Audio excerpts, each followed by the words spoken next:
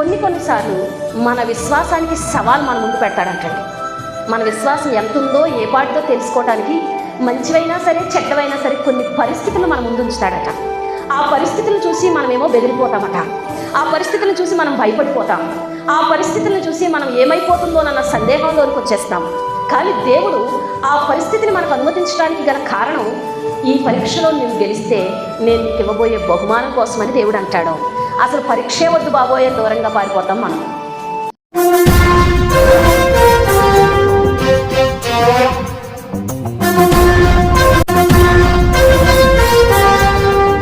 పరీక్షలో గెలిచినటువంటి వారికి బహుమానం తప్పకుండా ఉంది. మీకు ఉదాహరణ కూడా చెప్పనా? షడ్రక్ మేషక్ అబేద్నెగోల్ని అగ్నిగుండంలో వేయమన్నాడు దేవుడు. దేవుడే వేయమన్నాడు, లేకపోతే రాజుగారి ఎత్తక ఆయనకి అధికారం ఎక్కడదే? నిన్ను ముట్టినవాడు నా కనుగుడ్డును ముట్టినవాడు అనలేదా దేవుడు? దేవుడే ఆలోచన రాజుగారిలో పుట్టించాడు. పుట్టించినప్పుడు వీళ్ళని తీసుకెళ్ళి అగ్నిగుండంలో వేసేయమన్నాడు. సాధారణంగా అలాంటి పరిస్థితుల్లో మనం ఉంటే 3 ఆలోచనలు వస్తాయి. అసలు దేవుడు ఉంటే నాకు ఈ అగ్నిగుండం ఏంటి? నా ప్రార్థన నిజమైతే నాకు ఈ అగ్నిగుండం ఏంటి? ఈ భక్తి ఇవన్నీ అబద్ధం. ఈ 3 ఆలోచనలు మనకు వస్తాయి. కానీ వీళ్ళకి ఈ అగ్ని అయినా పర్వాలేదు, కానీ దేవుడిని మేము విడిచిపెట్టమన్న విశ్వాసం ఉంది. ఆ విశ్వాసం దేవుడికి తెలుసు, మనకు తెలియదు కదా. మనకు కూడా తెలియటం కోసమే దేవుడు వాళ్ళకి ఆ పరీక్ష ఇచ్చాడు. ఇప్పుడు నీ విశ్వాసం ఎవరికి తెలియాలి? దేవుడికి తెలుసు, ప్రజలకు కూడా తెలిసేలాగా దేవుడే చేస్తాడు. అది మంచి విశ్వాసమైనా చెడ్డ విశ్వాసమైనా. ఇదిగో మీరు వాళ్ళు చాలా మంచి విశ్వాసాలు అనుకుంటున్నారా, వాళ్ళ విశ్వాసం ఎంత అని దేవుడే చూపిస్తాడు. మీరు చాలా చెడ్డ విశ్వాసాలు అనుకుంటున్నారా, వాళ్ళ విశ్వాసం ఎంత అని ఎవరు చూపిస్తారో దేవుడే చూపిస్తారు. ఇప్పుడు వీళ్ళు విశ్వాసంతో అగ్నిగుండంలోకి వెళ్ళిపోయారు. వీళ్ళు వెళ్ళమనలేదు, సందేహించలేదు, దూషించలేదు, అనుమానించలేదు, అగ్నిగుండంలో అడుగుపెట్టారు. వీళ్ళ ప్రజలందరికీ షడ్రక్ మేషక్ అబేద్నెగోలు పని అయిపోయింది, ఇంకా అగ్నిలో కాలిపోయారు ఇంకా అనిపించింది. కానీ వాళ్ళని సింహాసనం మీద చూసినప్పుడు ప్రజలందరూ నోరులు ఎల్లబెట్టేశారు. అగ్నిలో వేయబడిన వారు వీరు కారా? అగ్నిలో ఆహుతి అయిపోలేదా అంటే ఎందుకు అవుతారు? మీరు అనండి, ఎంత గొప్ప మాట అంటే వాళ్ళ విశ్వాసం వాళ్ళను కాలిపోనివ్వలేదు. వాళ్ళ విశ్వాసం ఏం చేయలేదండి, వాళ్ళని కాలిపోనివ్వలేదు. మరి నీ విశ్వాసానికి అంత శక్తి లేదా? నీ విశ్వాసానికి అంత బలం లేదా? నువ్వు అలాంటి బలమైన విశ్వాసంగా ఉండొద్దా? అంతటి బలమైన విశ్వాసంతో ముందుకు వెళ్ళొద్దా? అంతటి బలమైన విశ్వాసంతో దేవుని కార్యాలు చూడొద్దా? చూడాలనుకుంటే ముందు అలాంటి విశ్వాసము కావాలి. దేవునికి స్తోత్రం కలుగును గాక. హల్లెలూయా, హల్లెలూయా. నీ తలాంతుల విషయమై దేవుడు లెక్క అడుగుతాడు. ప్రార్థన చేయగలిగే శక్తి ఉందని నీకు వరం ఇచ్చాడు, నువ్వు చేయటం లేదు, తప్పకుండా అడుగుతాడు. పరిచర్య చేయగలిగే శక్తి ఉందని నీకు వరం ఇచ్చాడు, నువ్వు చేయటం లేదు, దేవుడు తప్పకుండా లెక్క అడుగుతాడు. సాక్షిగా ఉండాలని నీకు సాక్ష్యం ఇచ్చాడు, నువ్వు చేయటం లేదు, లెక్క అడుగుతాడు. ఎవరి సామర్థ్యాన్ని బట్టి వారికి దేవుడు తలాంతులు ఇచ్చాడు. ఆ సామర్థ్యాన్ని గురించి ఆయన తప్పకుండా లెక్క అడుగుతాడు. 4వ మాట కూడా చూడండి, మరి సమయం అయిపోతానే ఉంది. దానియేలు గ్రంథం 5వ అధ్యాయం 25వ వచనం. దానియేలు గ్రంథం 25వ అధ్యాయం 5వ అధ్యాయం 25వ వచనం. 5వ అధ్యాయం 25వ వచనం. అమ్మా, ఈ వాక్య భావం ఏమనగా, మినే అనగా దేవుడు నీ ప్రభుత్వ విషయములో లెక్క చూచి. ఎంత భయంకరంగా ఉందండి. దేవుడు నీ ప్రభుత్వ విషయమై, దేవుడు నీ ప్రవర్తన విషయమై, దేవుని నీ జీవితం విషయమై, దేవుడు నీ ఆత్మీయ స్థితి విషయమై ఏం చూశాడంటండి? దానిని లెక్క చూసి ముగించేశాడు. దేవునికి స్తోత్రం కలుగును గాక. ముగించేశాడంటండి. అమ్మా నాన్న, దేవుడు లెక్క చూసి ఏం చేశాడంట? ముగించేశాడు. ఎవరైనా? బెల్షజర్. ఎవరండి? బెల్షజర్ నెబుకద్నెజరు కుమారుడు. ఎవరండి? రాజైన నెబుకద్నెజరు కుమారుడు. ఒకరోజు ప్రధానులతో, అధికారులతో, అధిపతులతో కూర్చొని విలువైనటువంటి దేవాలయపు ఉపకరణాలతో విందు చేయించి వచ్చిన వారందరికీ తన ఘనతను, తన వైభవాన్ని చూపిస్తూ ద్రాక్షారసం చేసుకుంటూ విందు చేస్తూ ఉన్నాడు. ఇక్కడ కూర్చుని అక్కడ కూర్చుని విందు జరుగుతూ ఉండగానే వారి మధ్యలోకి ఒక మానవ హస్తం వచ్చి, వారి మధ్యలో, జాగ్రత్తగా వినండి, నేను ఒక 5 నిమిషాలు ముగిస్తాను. వారి మధ్యలోకి ఒక మానవ హస్తం వచ్చి వేలితో గోడ మీద రాయటం మొదలుపెట్టింది. వేలితో ఏం చేయటం మొదలెట్టిందండి? వేలితో గోడ మీద రాయటం మొదలుపెట్టింది. ఆ గోడ మీద రాసిన వ్రాత అక్కడ ఉన్న అధికారులు, పెద్దలు, ప్రధాన యాజకులు, రాజు, మంత్రులు అందరూ చూశారు. ఆ పదం పూర్తయ్యేసరికి మేనే మేనే టేకే ఓఫాసిన్ అని రాయబడింది. ఎప్పుడైతే వారి మధ్యలోకి మానవ హస్తం వచ్చి ఈ మాట రాసిందో అక్కడ ఉన్న వాళ్ళందరూ చెల్లాచెదరైపోయారు, భయకంపితులైపోయారు. బెల్షజరు అంతఃపురాన్ని విడిచి బయటికి రావడానికే భయపడిపోయాడు. ఆ దేశంలో ఉన్న మంత్రగాళ్ళను పిలిచారు, తాంత్రిక విద్య గల వాళ్ళని పిలిచారు, గారడి విద్య గల వాళ్ళని పిలిచారు, జ్ఞానవంతుల్ని పిలిచారు, తాంత్రికుల్ని పిలిచారు, శాస్త్రుల్ని పిలిచారు, పరిసయ్యుల్ని పిలిచారు. ఆ గోడ మీద రాసిన మాట ఏమిటో నాకు చెప్పండి అని. గోడ మీద రాసిన రాత ఏమిటో చెప్పండి అని. ఎవరు కూడా ఆ పదానికి అర్థం చెప్పలేకపోయారు. దేవునికి స్తోత్రం కలుగుగాక. ఎవరు ఈ పదానికి అర్థం చెప్పలేకపోతే బెల్షజర్లో భయం పెరిగిపోతా ఉంది. పెరిగిపోయి అంటున్నాడు, ఈ పదానికి నాకు లెక్క ఎలా తెలుస్తుంది? ఈ పదానికి అర్థం ఎలా తెలుస్తుంది? అసలు ఆ హస్తం ఎక్కడి నుంచి వచ్చింది? ఆ రాత ఎక్కడి నుంచి వచ్చింది? నా మధ్యలోనే దేవుడు నా కన్నుల ముందు ఆ రాత ఎందుకు రాశాడు అని భయం పట్టుకుంటే, అక్కడ కూడా కొంతమంది పెద్దోళ్ళు ఉంటారు కదండి. పెద్దలు ఉంటారో ఉండరా? పెద్దలు ఉండాలి ఎక్కడైనా సరే. సంఘంలో చిన్నవాళ్ళు తెలియక పొరపాటు చేసినప్పుడు, చిన్నవాళ్ళు ఏదైనా సలహా అడిగినప్పుడు చెప్పడానికి ఏ సంఘానికైనా పెద్దలు ఉండటం మంచిదే. మోషే మామగారే మోషేకి ఆ సలహా ఇచ్చారు. అన్ని తీర్పులు నువ్వెక్కడ తీరుస్తావు? అన్ని రకాల వ్యక్తులతో నువ్వు మాట్లాడేసరికి సమయం లేకుండా పోతుంది కదా, నువ్వే మంచి వాళ్ళని చూసి పెద్దల్ని పిలిపించి ఏర్పాటు చేయి. వాళ్ళు ముందు మాట్లాడతారు. వాళ్ళకి అవ్వని సమస్య అంటూ ఏదైనా ఉంటే అప్పుడు నీ దగ్గరకు రావాలి, అంతేకాని అన్ని నువ్వే తీర్చాలంటే ఎలా కుదురుతుందని ఇత్రో గారు, మోషే గారు మామగారు ఇత్రో గారు సలహా ఇస్తే మోషే అలా పెద్దలను ఏర్పాటు చేసినప్పుడు ఇశ్రాయేలు ప్రయాణం ఇంకా కొంచెం తొందరగా ముందుకెళ్ళే అవకాశం దొరికింది. దేవునికి స్తోత్రం. అందుకే పెద్దలు కూడా ఉండాలి. అయితే అలాంటి పెద్దలు కావాలి. ప్రతి వాళ్ళకి పెద్ద అనిపించుకునే అర్హత ఉండదు. పెద్ద అనిపించుకునే వాళ్ళు ఏదైనా భరించాలి, ఏదైనా సహించాలి, మాదిరిగా నిలబడి నడవగలగాలి. వాళ్ళని పెద్దలు అంటారు కానీ వయస్సుని బట్టి కానీ లేకపోతే దేనిని బట్టి కానీ పెద్దలని అనకూడదు, అనరు. దేవునికి స్తోత్రం కలుగుగాక. హల్లెలూయా. ఇక్కడ గమనించి కొంతమంది పెద్దలు బెల్షజర్ దగ్గరకు వచ్చారు. బెల్షజర్ దగ్గరకు వచ్చి, నీ తండ్రి కాలంలో నీ తండ్రి ఒక కలగన్నాడు, నీ తండ్రి కాలంలో నీ తండ్రి ఒక కలగన్నాడు. ఆ కలగనినప్పుడు ఎవ్వరు కూడా ఆ కళను కానీ కలభావాన్ని కానీ చెప్పలేకపోయారు. ఆ కళ మర్చిపోయాడు. ఆ మర్చిపోయిన కళను కలభావాన్ని కూడా ఎవరు చెప్పలేకపోయారు. కానీ ఈ రాజ్యంలో దానియేలు అనేటువంటి దైవజనుడు ఉన్నాడు. ఆ దానియేలు అనే దైవజనుడు నీ తండ్రికి వచ్చినటువంటి కలభావాన్ని చెప్పాడు. ఆ కలభావం దానియేలు ఎలాగైతే చెప్పాడో ఆ రీతిగానే నీ తండ్రి జీవితంలో జరిగినప్పుడు నీ తండ్రి దానియేలుకి పేరు కూడా పెట్టాడు, దానియేలుని గణపరిచాడు, దానియేలుని సత్కరించాడు. నీ ప్రశ్నకి కూడా ఇప్పుడు సమాధానం అంటూ ఎవరైనా చెప్పగలరంటే దానియేలే చెప్పాలి తప్ప ఎవరు చెప్పలేరని తీర్పు చెప్పారు. అప్పుడు వెంటనే దానియేలుని పిలిపించండి. ఏమన్నాడండి? దానియేలుని పిలిపించండి, దానియేలుకి ఈ మాట నాకు చెప్పించండి అన్నాడు. అక్కడ ఒక మంచి మాటలు ఈ 5వ అధ్యాయంలో మీరు 16వ వచనం నుండి నేను చదువుతాను, మీరు వినండి చాలు.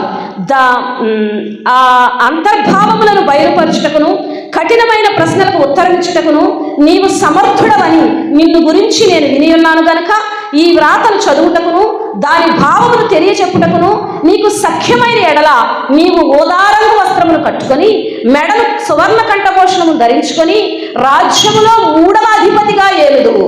అందుకు దానియేలు ఇట్లనెను, నీ దానాలు నీ దగ్గర ఉంచుకొనుము, నీ బహుమానాలు మరి ఎవరికైనాను ఇమ్ము. అయితే నేను ఈ రాతను చదివి దాని భావమును రాజుకు తెలియచేయదును. ఏమంటున్నాడంటండి? రాజుగారు కదా, అహంకారం ఉంటుంది కదా.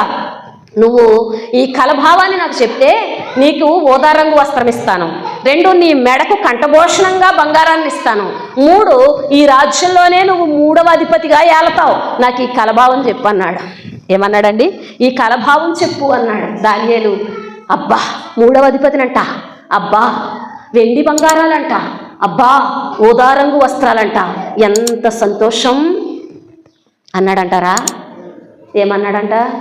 నీ బహుమానాలు నీ దగ్గరే ఉంచుకో, నీ దానం ఎవరికైనా ఇయ్యి, నీ దానము ఎవరికైనా ఇయ్యి, కానీ ఆయన రాజ్యము, ఆయన ప్రభావము, ఆయన న్యాయము నీకు తెలియచెప్పడానికి నేను ఈ కలభావాన్ని నీకు చెబుతాను. చూడండి, నిజమైనటువంటి దైవజనుడికి వెండినిచ్చుట సంతోషం కాదు, బంగారునిచ్చుట సంతోషం కాదు, ఓదారంగు వస్త్రాల సంతోషం కాదు, మాట వినుటే సంతోషం. ఒకటి నేను ఒక్క మాట చెప్తున్నాను ఈ సందర్భంగా, సంఘము దైవజనుడి మాట అయినా వినాలి, దైవజనుడు సంఘం మాట మీదనైనా నడవాలి. ఏది క్షేమం? ఏది క్షేమం? మీరు ఆలోచించాలి. ఎందుకంటే ఏ వ్యక్తి నేను నీకు దైవజనుడిగా ఉంటానని నిర్ణయించుకుంటే దైవజనులు కాలేరు, ఏ వ్యక్తి నువ్వు నాకు విశ్వాసిగా కావాలంటే విశ్వాసులుగా కాలేరు. దేవుడు నిర్ణయం అయితే తప్ప ఒక వ్యక్తికి ఒక దైవజనుడు నిర్మించబడరు. దేవుని నిర్ణయం అయితే తప్ప ఒకరి ఆత్మీయ బిడ్డలుగా ఒకరి ఆత్మీయ బిడ్డలు ఇంకొక ఆత్మీయ బిడ్డలు కాలేరు. అది దేవుని నిర్ణయమై ఖచ్చితంగా ఉండి తీరాలి. దేవునికి స్తోత్రం కలుగునుగా. సంఘము దైవజనుని మాట వినుట ఆశీర్వాదం, సంఘం వెనకాల దైవజనుడు పరిగెత్తుకుని రావటం అనేది దీవెనకరం మాత్రము కాదు. అది మీరే ఆలోచించుకోవాలి. నిన్న ఒక ప్రశ్న నాకు ఒకరు వేసినప్పుడు నాకు చాలా సిగ్గు కలిగింది, అయినా నేను ప్రార్థన మాత్రమే చేశాను. దేవునికి స్తోత్రం కలుగునుగాక. హల్లెలూయా, హల్లెలూయా. మరలా చెప్తున్నాను, నీ బహుమానం నీ దగ్గరే ఉంచుకో, నీ దానం ఎవరికైనా ఇయ్యి, కానీ దేవుని న్యాయాన్ని, దేవుని ప్రభావాన్ని, దేవుని ఘనతను తెలియచేయటం కోసం నీ కలభావాన్ని నీకు చెప్తాను. ఏంటి ఆ కలభావం అని అడిగితే, మేనే టేకేల్ ఓ ఫార్షిన్ అన్న మాట ఏం తెలియజేస్తుంది తెలుసా? దేవుడు నిన్ను త్రాసులో వేసి తూశాడు. ఏం చేశాడంటండి? దేవుడు నిన్ను త్రాసులో వేసి తూశాడు. నిన్ను దేవుడు తన త్రాసులో తోచగా నీవు తేలిపోయావు. దేవుని త్రాసులో నువ్వేమైపోయావు? తేలిపోయావు. నీ లెక్క చూసి దేవుడు నిన్ను ఇంకా ముగించేశాడు. ఈ రాజ్యము నీది కాదు, ఈ సింహాసనం నీది కాదు, ఈ ప్రజలు కూడా నీ ప్రజలు కాదు అన్నాడు. అంతే. దేవుడు ఏం చేసేసాడంట? లెక్క చూసేసి ఆ లెక్క ఏం చేసేసాడు? కొట్టేశాడు. ఇప్పుడు పేపర్ ఫస్ట్ నుంచి చివరి వరకు చూసాక ఎగ్జామ్ పేపర్ చివరి ఏం చేస్తారు? మార్కులు వేస్తారంటారా? కొంతమందికి పాస్ మార్కులు వస్తే అక్కడ గ్రీన్ ఇంక్తో సంతకం పెడతారు, కొంతమందికి పాస్ మార్కులు కూడా రావు, అక్కడ రెడ్ ఇంక్తో ఒక సంతకం పెట్టేసి దాన్ని ఏం చేస్తారు? మడిచి పక్కన, అంతే కదండి, ఆ పేపర్ని మడిచి పక్కన పెట్టేస్తారు. అదే మాట వచ్చి దానియేలు బెల్షస్సరుకి చెప్పాడు. ఏమని? నిన్ను దేవుడు త్రాసులో పెట్టుకొని తూచాడు. ఆ త్రాసులో పెట్టి నువ్వు తూచినప్పుడు ఏమైపోయావంటే నీవు తేలిపోయావు. ఆ త్రాసుకి తోగలేకపోయావు, నువ్వు ఆ భక్తికి తోగలేకపోయావు, ఆ విశ్వాసానికి తోగలేకపోయావు, ఆ ప్రార్థనకు తోగలేకపోయావు. దేవుడు నిన్ను లెక్క చూసేసాడు, ముగించాడు. ఇక మీదటి నీ రాజ్యం నీది కాదని చెప్పి వెళ్ళిపోయాడు. దేవునికి స్తోత్రం. నేను అప్పుడప్పుడు అనుకుంటాను, ఎంత ధైర్యం దానియేలు గారా, నాకు అంత ధైర్యం లేదు నాయన, నీకు ఎంత ధైర్యం నాయన, ఇది కాదని చెప్పే ధైర్యం దైవజనులకు కూడా కావాలి. ఒక రకంగా నాది కూడా చాలా తప్పే ఉంటుంది. ప్రేమో, బాధో, భయమో తెలియని పరిస్థితుల్లో నేను కొన్నిసార్లు కాదని చెప్పలేకపోతాను, కానీ దేవుని దగ్గర మాత్రం తప్పకుండా చెప్తాను. దేవునికి స్తోత్రం. నేను మాట్లాడలేనిది ఏదైనా ఉంటే నువ్వు మాట్లాడు నాయన, నేను చెప్పలేనిది ఏదైనా ఉంటే నువ్వు చెప్పు నాయన, నీ వాక్యం మాత్రమే నేను ప్రకటించగలను చెప్తాను. దేవునికి స్తోత్రం కలుగునుగాక. హల్లెలూయా, హల్లెలూయా. ఇప్పుడు ఒక మాట చెప్తాను. బెల్షస్సరు లెక్క ముగించబడడానికి కారణం ఏంటి? బెల్షస్సరు లెక్క ఓడిపోవడానికి కారణం ఏంటి? బెల్షస్సరు లెక్కలో తేలిపోవడానికి కారణం ఏంటి? ఈ విషయమే చెప్పి నేను ప్రార్థన చేస్తాను. 1 5వ అధ్యాయంలోనే ఉంటుంది. నేను నా సొంత మాటలు చెప్తే నేను నరకానికి 2 పాత్రునవుతాను. దేవుని మాట చెప్పకపోయినా అంతే శపించబడతాను. విని ఆచరించడం అనేది మీ వంతు. దేవునికి స్తోత్రం కలుగునుగా. ఎందుకు బెల్షస్సరు లెక్కను దేవుడు ముగించేశాడు? బెల్షస్సరు లెక్కలో ఎందుకు ఓడిపోయాడు? 5 విషయాలు ఉన్నాయి, కానీ నేను ఇవేం వివరంగా చెప్పను, కానీ త్వరగా చెప్తాను. మొదటిది, బెల్షస్సరు తన మనస్సును అణుచుకోలేదు. ఏం చేయలేదంటండి? బెల్షస్సరు తన మనస్సును అణుచుకోలేదు. 2వది, బెల్షస్సరు తన్ను తాను హెచ్చించుకునే స్వభావం కలిగినటువంటి వాడు. ఏ స్వభావం అంటండి? తన్ను తాను హెచ్చించుకునే స్వభావం కలిగినటువంటి వాడు. 3వది, దేవుణ్ణి ఘనపరచవలసిన బెల్షస్సరు దేవుణ్ణి ఘనపరచలేదు. ఏం చేయలేదంటండి? దేవుణ్ణి ఘనపరచవలసిన బెల్షస్సరు దేవుణ్ణి ఘనపరచలేదు. 4వది, దేవుని ఆలయంలోని ఉపకరణాలను అపవిత్రం చేశాడు. దేవాలయంలోని ఉపకరణాలను ఏం చేశాడంటండి? అపవిత్రము చేశాడు. 5వది, మీరు అక్కడే చదువుకోండి, ఆరాధ్యంలో కర్ర, గడ్డి, వెండి, బంగారముతో చేయబడిన ప్రతిమలను స్తుతించడానికి అవకాశం ఇచ్చాడు. వాటిని దేవతలు అని కూడా అంటారు. కర్ర, గడ్డి, కొయ్య, వెండి, బంగారంతో చేయబడిన ప్రతిమలను వాళ్ళు ఏం చేశారంటండి? స్తుతించారు.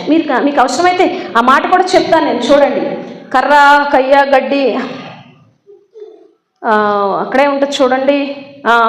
ఆఖరి మాట 23, నేను 23వ వచనం చదువుతున్నాను, మీరు వినండి. అతని కుమారుడగు నీవు బెల్షజరు, అతని కుమారుడగు నీవు ఈ సంగతంతయు ఎరిగి ఉండియు నీ మనస్సును అణుచుకొనక పరలోకమందున్న ప్రభువు మీద నిన్ను నువ్వే హెచ్చించుకొంటివి. ఎట్లనగా నీవును నీ అధిపతులను నీ రాణులను నీ ఉపపత్నులను దేవుని ఆలయ సంబంధమగు ఉపకరణములలో ద్రాక్షారసము పోసి తాగవలెనని వాటిని తెచ్చి ఉంచుకొని ఏంటమంతేనా తెచ్చి ఉంచుకొని వాటితో త్రాగుచు చూడనైనను విననైనను గ్రహింపనైనను చేతకాని వెండి, బంగారు, ఇత్తడి, ఇనుము, కర్ర, రాయి అని వాటితో చేయబడిన ఏంటంటండి ఏటితో చేయబడినాయంటే ఇవన్నీ వెండి, బంగారు, ఇత్తడి, ఇనుము, కర్ర, రాయి అను వాటితో చేయబడిన దేవతలను స్తుతించితిరి గాని నీ ప్రాణము నీ సకల మార్గములు ఏ దేవుని వశమునున్నవో ఆయన నీవు గణపరచలేదు. బెల్షజర్ లెక్క అక్కడ ముగిసిపోయిందండి. ఇక్కడ ఇంకో మాటను చూసారా? చూడనైనను విననైనను గ్రహింపనైనను చేతకాని దేవతలను మీరు స్తుతించారు. చూడనైనను విననైనను గ్రహింపనైనను లేని చేతకాని కర్ర, వెండి, బంగారము, రాయితో చేయబడిన దేవతలు మీరు స్తుతించి వాటిని కనపరిచారు. కానీ నన్ను అక్కడ నీ లెక్క తేలిపోయింది. అక్కడ ఏమవుతుందంటండి, మనస్సు అణుచుకోవాలి. కొన్నిసార్లు అణుచుకోవద్దా? విషం తాగమంటే తాగుతావా? ఎవరైనా వచ్చి గోతులో దూకమంటే దూకుతావా? వాళ్ళు చెప్పారని చేశానండి, వీళ్ళు చెప్పారని అన్నానండి, వీళ్ళు చెప్పారని వెళ్ళానండి. మనస్సుకి అణుచుకోవటం ఉండద్దా? నీ మనస్సు దేవుణ్ణి బట్టి అణగద్దా? అణగకుండా అభిషేకం ఎలా పొందుతావు? అణగకుండా ఆశీర్వాదం ఎలా పొందుతావు? మనల్ని మనం అణగగొట్టుకుంటామో ఆశీర్వాదం అంత పొందుకుంటాం. తగ్గించుకుని ఉండొద్దా? హెచ్చించేసుకున్నాడంట అయ్యగారు. ఏం చేసుకున్నాడట? నాకేంటంటే రాజ్యాలే నిలబడలేదు. మనమెంత నెబుకద్నెజర్ లాంటి వాడు అడవిలో పశువు అయిపోయాడు. తెల్లాసరికి బల్షజరుకు పశువు రూపం వచ్చేసింది.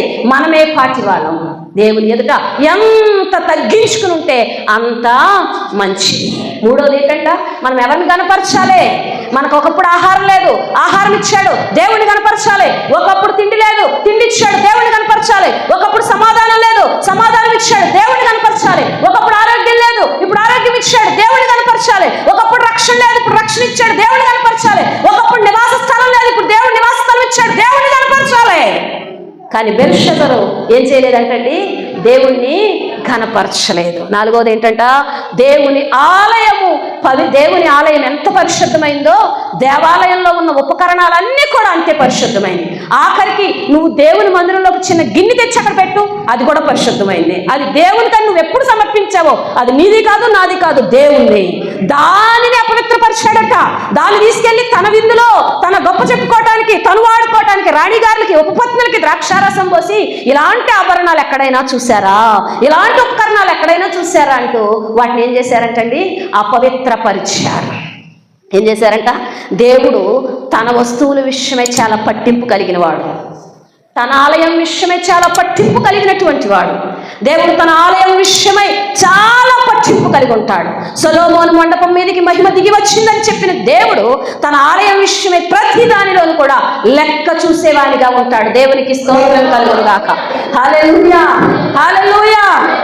దేవుడు ఉపకరణాలన్నిటిని ఏం చేశాడంటే ఈయన అపవిత్రపరిచాడు. నేను ఒక మాట చెప్తాను. దేవాలయాన్ని కానీ, దేవుని ఆలయంలో ఉన్నటువంటి వస్తువులను కానీ, దేవాలయ సంబంధమైనటువంటి వాటిని కానీ ఎలా పడితే ఆ రీతిన మనం వాడకూడదు. దేవుడి నివాస స్థలం ఇది. మనము ఆరాధించే స్థలమే కానీ నివాసం ఉండే స్థలము కాదు. మనం ఆయన యందు భయభక్తులు కలిగి మన విధేయతను చూపించే స్థలమే కానీ మన పనులు చేసుకునే స్థలం కూడా కాదు. దేవుని ఆలయము పరిశుద్ధమైంది. అక్కడ జరిగేది ఏదైనాను పరిశుద్ధమైనది అయి ఉండాలి. ఒకవేళ అది మందిరమే కానీ మీరు ఎలాగున్నా పర్వాలేదు, ఏం చేసినా పర్లేదు అన్నాను అనుకోండి, ఆ శాపం మీతో పాటు నాకు కూడా కలుగుతుంది. దాన్ని నా పిల్లల్ని నేను చూస్తూ అగ్నిలోనికి తొయ్యకూడదు. మనం ఇంకొకరికి అలాంటి చెడు సలహా కూడా ఇవ్వకూడదు. ఈ బెల్షజర్ ఏం చేశాడట, దేవుని ఆలయ సంబంధమైనటువంటి వాటిని అపవిత్రం చేశాడు. కానీ జీవితాన్నే కోల్పోవలసిన పరిస్థితి, బ్రతుకును కోల్పోవలసిన పరిస్థితి, మరణాన్ని తెచ్చుకోవలసినటువంటి పరిస్థితి. ఇంకేం చేశాడని చెప్పాము? దేవతలను స్తుతించాడట. అయ్యో మీరే ఇంక ఇవన్నీ చేశారు, మీదే ఇదంతా ఇంక మీదే ఏదైనా చెయ్యాలి. వాళ్ళు స్తుతిస్తుంటే వీళ్ళు మౌనంగా ఉన్నాడా బెల్షజరు? ఉండొచ్చు. అలాగా మౌనంగా చూశాడు కనుక నీ లెక్కలో నువ్వు తోలిపోయావు. ఇప్పుడు ఒక స్టూడెంట్ తప్పు లెక్క చేస్తుంది అనుకోండి, దాన్ని కరెక్ట్ చేసిన మాస్టర్ది కూడా, నాది కూడా తప్పే, దాన్ని కరెక్ట్ చేసిన మాస్టర్ది కూడా తప్పే. మన జీవితాల్లో మన లెక్కల్ని దేవుడు తప్పకుండా, మన జీవితాల్లో మన లెక్కల్ని దేవుడు ఏం చేస్తాడంటండి? తప్పకుండా ఆ లెక్కలో ఎవరు ఓడిపోయారు చెప్పండి? బెల్షజరు ఓడిపోయాడు. మరి మన లెక్కలో మనం ఓడిపోతామా గెలుస్తామా? మన లెక్కలో మనం తక్కువగా ఉన్నామా ఎక్కువగా ఉన్నామా? మన లెక్క ఏమై ఉంది? బెల్షజరు లెక్క రాసిన దేవుడు మన లెక్క రాయడా? తలాంతులు ఇచ్చిన వారిని దగ్గరకు వచ్చి లెక్క చూసుకున్న దేవుడు మనల్ని లెక్క చూడ్డా? వ్యర్థమైన